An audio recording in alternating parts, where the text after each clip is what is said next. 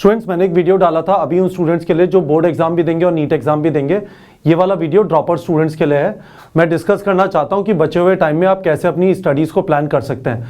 एक जो चैलेंज है उन स्टूडेंट्स के लिए काफ़ी सारा है जिनका स्कोर पास में रह गया, सिलेक्शन नहीं हुआ, अब काउंसलिंग खत्म हो गई है, सेकेंड राउंड वगैरह, अब आइडिया लग गया कि नहीं होगा, एग्जाम देना है 2021 का और अभी से तैयारी चालू करनी है। मैं आपको ये भी बता देना चाहता हूँ ये वीडियो उन स्टूडेंट्स के लिए नहीं है जो जीरो लेवल पे हैं, जिन्होंने फॉर वॉट एवर रीजन अभी तक पढ़ाई चालू नहीं की, आप बीएससी बीडीएस वगैरह कर रहे थे, आप सोचा कि चलो अब तैयारी चालू करते हैं। यदि आप जीरो लेवल पे हैं, ठीक है, तो ये वाला वीडियो आपके लिए नहीं है, क्योंकि जीरो लेवल पे होके मुझे नहीं लगता कि मैं ऐसी कोई चीज़ बता सकता हूँ जिससे आपका बचे हुए टाइम में सिलेक्शन हो जाएगा, क्योंकि टोटल नीट की तैयारी इस टाइम पे स्टार्ट करके नहीं हो सकती। ये उन स्टूडेंट्स के लिए है जिनका एक लेवल है, और आप ऐसे समझ लीजिए कि 15 अप्रैल तक 112 दिन है और 112 दिनों में आप करीब 1300 घंटे पढ़ सकते हैं। मैं आपको ये बताऊंगा इन 1300 घंटे में आप सिलेबस अपना खत्म कैसे कर सकते हैं, और ये सिलेबस उन स्टूडेंट्स का खत्म नहीं हो सकता जिनका बिल्कुल जीरो लेवल है।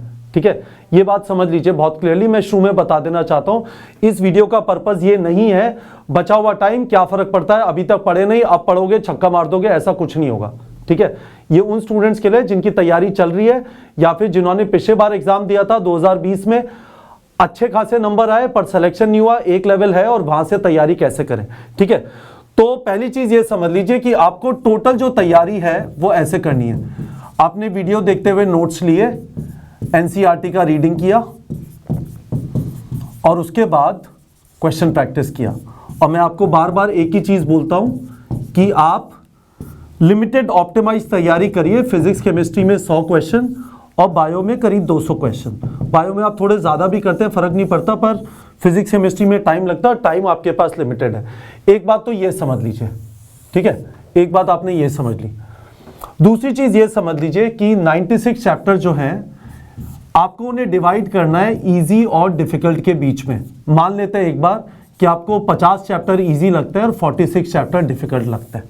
ठीक है, यदि आप ये ब्रेक नहीं कर पा रहे हैं, आपको लगता है कि आपको सारे चैप्टर डिफिकल्ट लगते हैं, मैं वापस बोलना चाहता हूं इसका मतलब आप जीरो लेवल पे हैं और ये वीडियो आपके लिए एप्लीकेबल नहीं है। जो जीरो लेवल पे है मुझे नहीं लगता कि इस टाइम पे आप जो तैयारी करेंगे उससे सिलेक्शन हो सकता है। I want to be very very clear about this. ठीक है, तो यदि आपका इस टाइप का कुछ ब्रेकअप है जो काफी सारे स्टूडेंट्स का होगा जिन्होंने 12th पास कर लिया है, एक लेवल पे तैयारी की थी, सिलेक्शन नहीं हुआ, अब वापस तैयारी करना चालू कर रहे हैं पूरे जोश से, तो यदि आपका ये है तो आप ऐसे समझ लीजिए कि ये आपका थ्योरी पोर्शन है।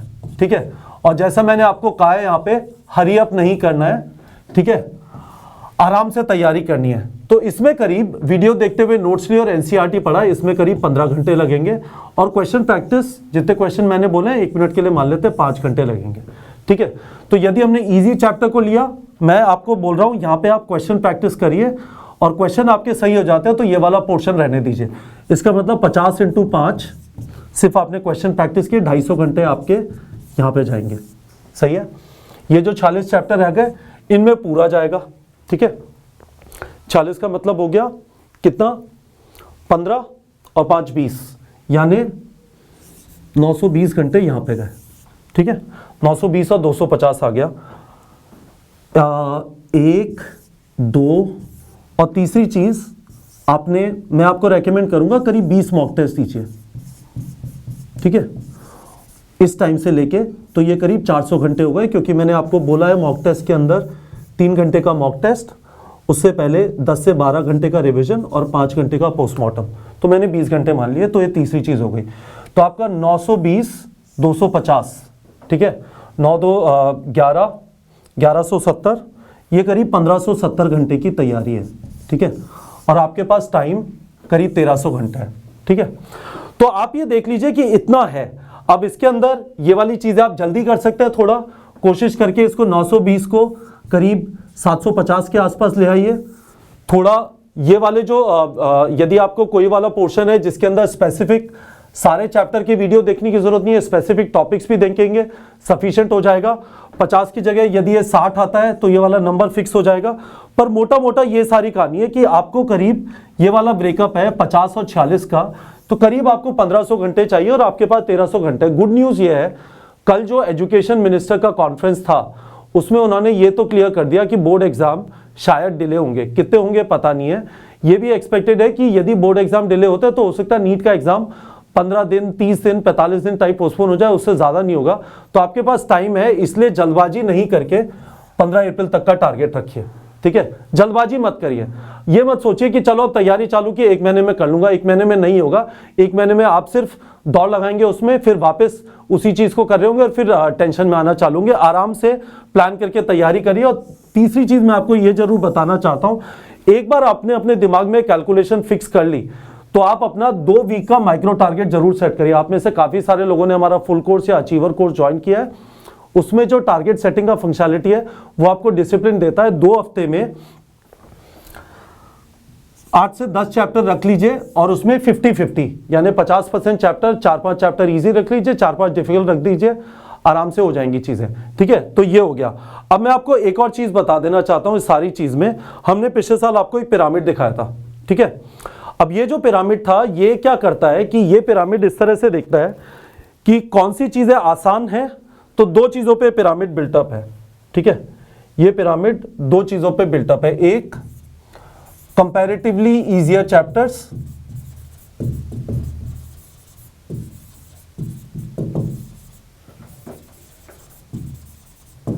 और which chapters have higher weightage,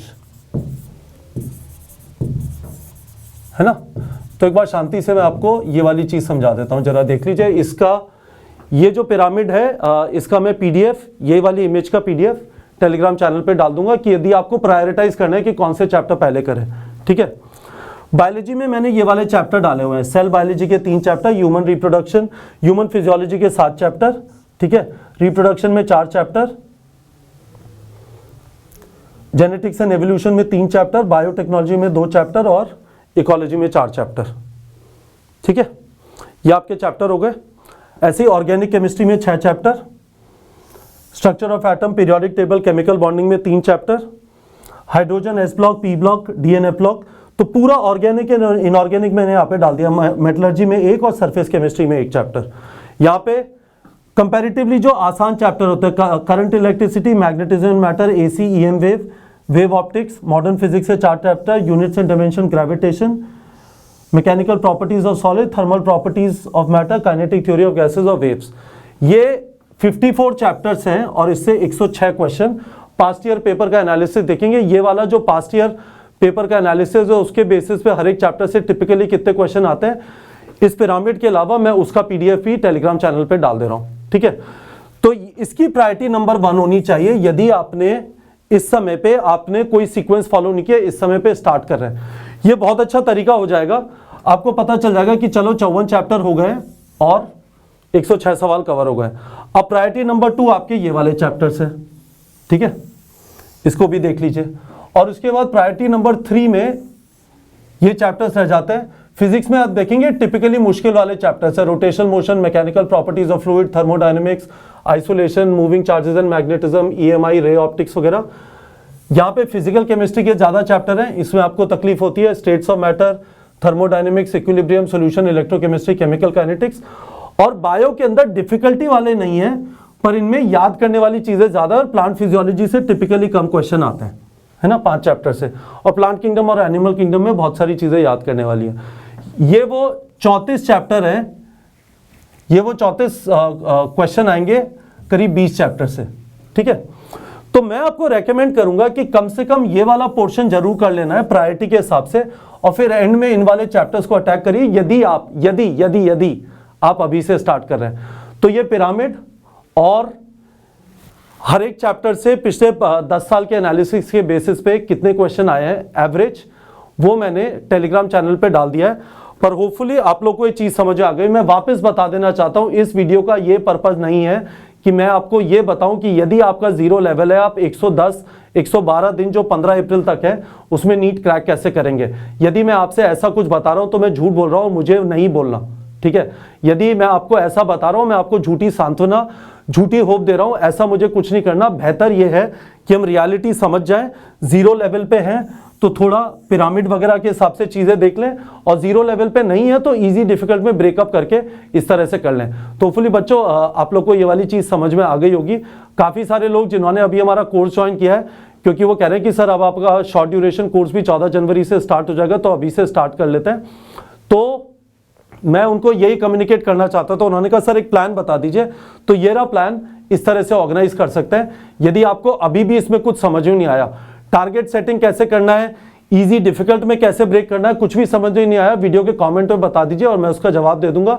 और टेलीग्राम पे मैंने पिरामिड और जो हमारे तीन सब्जेक्ट है, फिजिक्स, केमिस्ट्री, बायोलॉजी, उसका chapter wise weightage past year के बेसिस पे जो है वो मैंने टेलीग्राम चैनल पे बच्चों आप लोग के लिए डाल दिया है। कुछ क्वेश्चन हो वीडियो के डिस्क्रिप्शन में जरूर पूछ लीजिए, ठीक है बच्चों।